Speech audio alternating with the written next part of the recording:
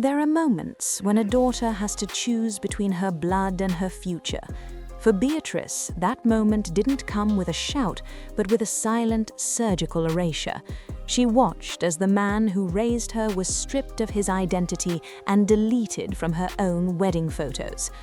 But behind the palace walls, a new, much darker conflict is brewing. Is she the one holding the family together, or is she the one who accidentally triggered the final collapse? The stakes have just reached a breaking point. With a 2026 arrest on Norfolk soil and a forced midnight eviction, the Shadow King has finally been cast out.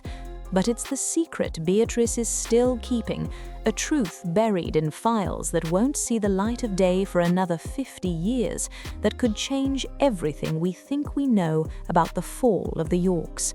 Today, we're exposing the evidence that the silence is finally breaking. It was supposed to be a quiet 66th birthday at Wood Farm, a secluded cottage on the Sandringham estate. But on February 19, 2026, the silence of the Norfolk countryside was shattered by the arrival of unmarked police cars. Andrew Mountbatten-Windsor wasn't blowing out candles, he was being read his rights. The world watched in stunned disbelief as plain-clothed officers gathered outside the gates. The charge? Suspicion of misconduct in public office. This wasn't just another headline or a recycled rumor. This was a physical arrest, an 11-hour interrogation that signaled the final, total collapse of a once regal life. For Beatrice, the news hit like a physical blow.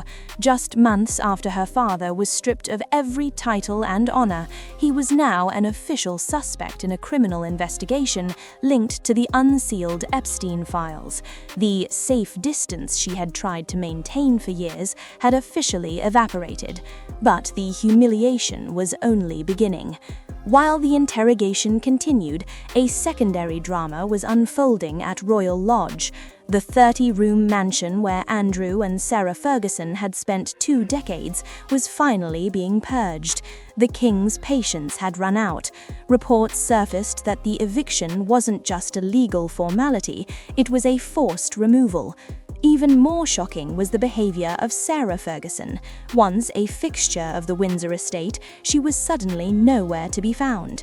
Insiders claim she was forced into a nomadic existence, relying on the hospitality of wealthy former flames across Europe just to have a roof over her head. The York family wasn't just losing their home, they were losing their connection to each other. Rumors are now swirling that the relationship between Andrew and Sarah has turned cold, with sources saying they are running away from each other to escape the fallout. But as the parents scatter, Beatrice is the one left to pick up the pieces of a legacy that has been utterly set on fire. The most chilling detail? A lip-reading specialist captured a private exchange between Beatrice and her sister on the day of the arrest. Her warning was terrifyingly clear.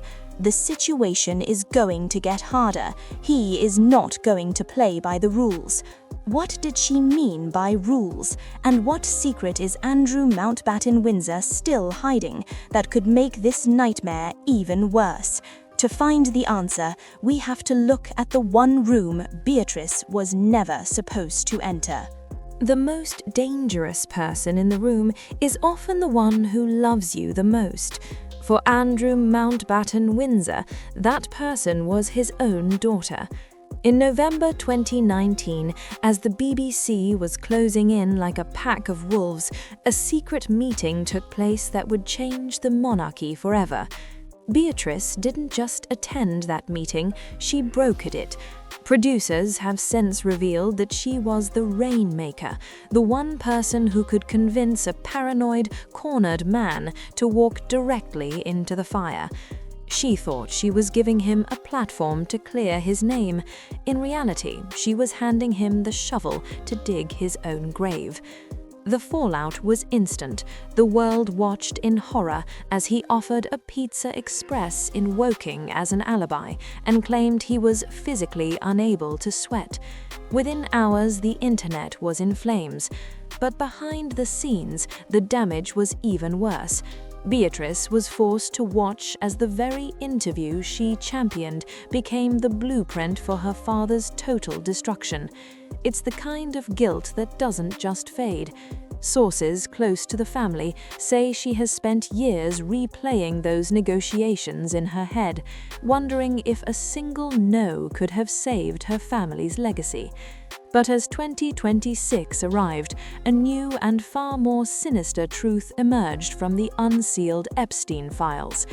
It turns out the BBC interview wasn't the only time private information was shared when it shouldn't have been. New evidence suggests that while serving as a trade envoy, Andrew may have been funneling confidential government briefs directly to Jeffrey Epstein. We're talking about high-level reports on investment opportunities in Afghanistan, documents that were never meant for civilian eyes. This isn't just a social scandal anymore, it's a matter of national security. The king's reaction was cold and immediate.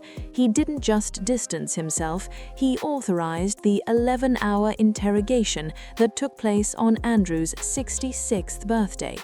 But while the police was searching the grounds of Wood Farm, Beatrice was making a move of her own. She was seen in an urgent, whispered conversation with her sister Eugenie. Lip readers caught a chilling instruction: you need to be out of the country when the next wave hits. What wave was she expecting?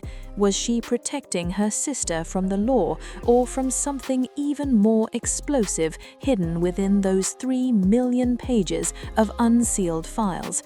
The answer lies in a secret financial trail that leads directly back to a wedding day that was meant to be a fairy tale, but ended in a total erasure. Imagine your wedding day, the one moment where the world is supposed to see you at your happiest. Now imagine having to delete your own father from the memories just to keep that happiness alive. In July 2020, Beatrice lived through a surgical erasure that most people couldn't survive. The grand royal wedding she deserved was scrapped, replaced by a secret 20-person ceremony at Royal Lodge. But it wasn't just the guest list that shrunk. When the official photos were released, the man who walked her down the aisle was nowhere to be found. Andrew Mountbatten-Windsor had been airbrushed out of his own daughter's history. It was a clear, cold signal from the palace. To save Beatrice, her father had to disappear. But as the 2026 investigations intensified, we realized the wedding wasn't just about avoiding a PR nightmare. It was about a hidden financial trail. New reports from the unsealed Epstein files suggest that the generous lifestyle the Yorks enjoyed for years was funded by more than just royal inheritance. Documents show millions in untraceable cash transfers, some allegedly linked to a strategic advisory role Sarah Ferguson held with Epstein. The most disturbing revelation, a 2009 lunch in Miami. Sarah Ferguson reportedly took Beatrice and Eugenie, then just teenagers, to dine with the convicted financier just days after his release from prison. The flight cost over $14,000, and Epstein picked up the tab. For years, Beatrice was shielded from the full truth of her parents' entanglement, but by 2026, the shield has shattered. The king has officially cut off Andrew's $1 million allowance, leaving him effectively broke and dependent on his daughters. But even more shocking is the nomadic life Sarah Ferguson is now leading. Since being booted from Royal Lodge, she's been spotted holed up in Zurich, Switzerland, reportedly staying in the homes of wealthy former flames to avoid the escalating legal fire in the UK. The York family is no longer a united front. They are a collection of individuals running for cover. And the cover is getting thinner. Beatrice and Eugenie have been quietly barred from Royal Ascot 2026, a move sources say is a palace directive to cleanse the public image of the monarchy. They are being treated as collateral damage in a war they didn't start. But as her parents scatter, Beatrice is the one making the most dangerous calculation of all.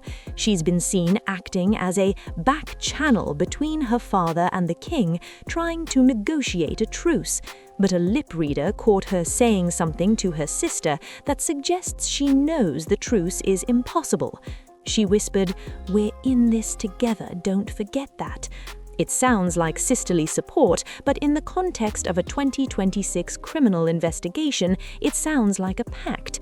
What exactly are they in together, and does it have anything to do with the nuclear tell-all book Sarah Ferguson is rumored to be shopping for $20 million? To find the truth, we have to look at the final desperate move being made behind the doors of a secluded cottage in Norfolk. In the early morning hours of February 19, 2026, the era of royal immunity officially died. As the sun rose over the Sandringham estate on his 66th birthday, Andrew Mountbatten-Windsor wasn't preparing for a celebration. He was being placed in the back of a police vehicle. This wasn't a voluntary interview or a polite conversation behind closed doors. This was a formal arrest on suspicion of misconduct in public office. For 11 grueling hours, detectives at the Aylsham police station grilled him on a secret that had been buried for over a decade. The allegation? That while acting as a UK trade envoy, he had been funneling confidential market-moving government documents directly to Jeffrey Epstein. The betrayal of trust was so severe that King Charles didn't even attempt to offer cover. Instead, the palace released a statement that felt more like a death warrant, declaring that the law must take its course. For Beatrice, watching her father emerge from that station with wide, haunted eyes was the ultimate confirmation of her worst fears. But while the police were digging into the past, a new financial nightmare was unfolding in the present. With his $1 million allowance officially cut off and his private security team disbanded, Andrew is now effectively a man without a country and without a home. The eviction from Royal Lodge was no longer a threat, it was a reality. While he was being interrogated, his belongings were reportedly being moved in a forced purge of the 30-room mansion. And Sarah Ferguson? Her nomadic lifestyle has taken a desperate turn. Since being cast out of the Windsor inner circle, she's been spotted across Europe, reportedly relying on the charity of wealthy associates to keep a roof over her head. The once inseparable York family has been scattered to the wind, each running to escape the blast radius of the 2026 investigation. But the most chilling evidence of the family's collapse came from a lip-reading specialist who analyzed footage of Beatrice and her sister Eugenie. Amidst the chaos of the arrest, Beatrice leaned in with a warning that sent chills through the royal press corps. She whispered, "Neither of us can do anything to stop what's coming. You need to be positioned out of the country when the next wave hits." Was she warning her sister about more arrests, or was she referring to the 3 million pages of unsealed files that are currently being picked apart by the Crown Prosecution Service? The wave she mentioned might be the final piece of evidence that links the York family's private finances to Epstein's dark web of influence. The silence Beatrice fought so hard to maintain is gone. Now all that's left is the fallout. As the king prepares for a high-stakes visit to the US, he has made one thing very clear: there is no room for the Yorks in the new monarchy. So, what is the final truth that Beatrice is still trying to hide? And could Sarah Ferguson's rumored $20 million tell-all book be the final nail in the coffin? The era of the Yorks is over, but the story of their destruction is only just beginning. Stay tuned as we continue to track the unsealing of the files that the palace hoped would stay buried for another 50 years. Beatrice has been the silent guardian of the York family secrets for over a decade. She brokered the interviews, she stood by the horses at Windsor, and she kept her sister positioned for the fallout. But as the king prepares to formally remove her father from the line of succession, Beatrice faces a choice that will echo for the next 50 years. Will she remain the loyal daughter, sinking with a ship that has already hit the bottom, or will she be the one to finally break the silence and save what's left of her own name? But I want to hear from you. Do you think Beatrice was truly unaware of the depths of her father's involvement, or has she been the strategic mastermind keeping the family afloat all along? And with those sealed files not set for release until 2080, do you think we'll ever get the full story? Drop a comment below. I read every single one. If this deep dive kept you hooked, make sure to smash that like button and subscribe with notifications turned on. Thanks for watching, and we'll see you in the next one.